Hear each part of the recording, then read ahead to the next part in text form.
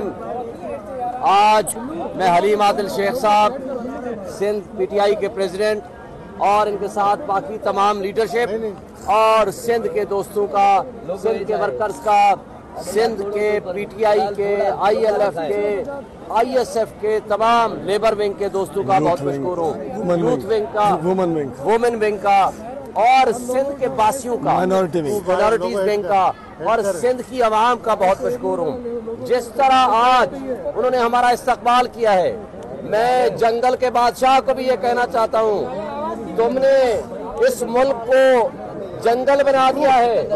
आज अपने उन कठपुतलियों को इस मुल्क में मुसल्लत कर दिया है, जबकि आवाम आज एक लीडर के साथ खड़ी है, उसका नाम है इमरान खान। और पूरी कौम, आपने खुद देख लिया इनका जज्बा, इन नौजवानों का जज्बा, इस आवाम का जज्बा, इस कौम का जज्बा, जो सिर्फ एक नाम सुनना चाहते हैं, वो है इमरान खान और पीटीआई।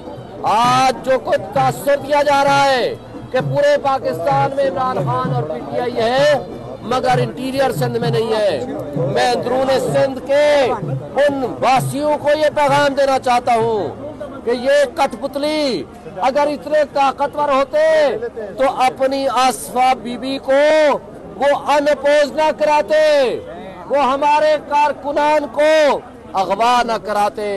इससे जाहिर होता है वो जेल में बैठे हुए एक शख्स से, वो जंगल का बादशाह भी, उनके कठपुतली भी, वो कच्चे के डाकू भी और पक्के के डाकू भी थर थर कांप रहे हैं। इसलिए कि इमरान खान एक नजरिए का नाम है, इमरान खान एक सोच का नाम है।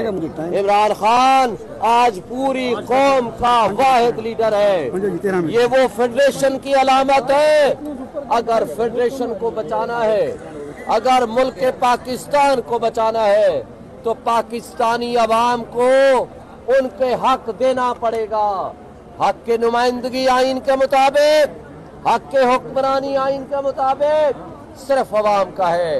और अवाम ने न सिर्फ आज बल्कि 8 फरवरी को भी फैसला दे दिया था कि वो पूरे पाकिस्तान में वो एक शख्स के ऊपर लब्बैक कहते हुए पुरअमन अवामी इनकलाब लेकर आए, और उन्होंने ट्रस्ट किया इमरान खान के ऊपर।